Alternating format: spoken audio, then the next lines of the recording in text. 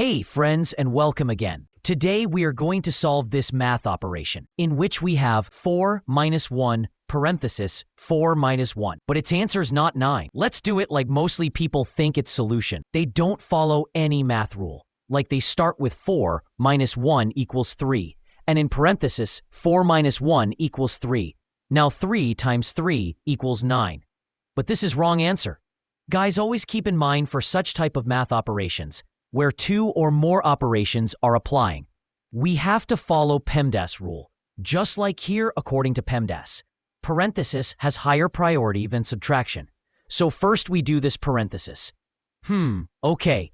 Now let's start with solution. We do first parenthesis, and here, 4 minus 1, which equals 3. And in next step, 4 minus 1, 3, easy, right? Okay, again, here we do this parenthesis first. 1 times 3 equals 3. Now 4 minus 3, which gives us 1. Done.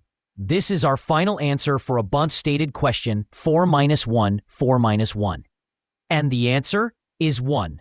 Now guys, don't forget to like and subscribe my channel for more math tech videos. And stay connected always. Thanks for your valuable time.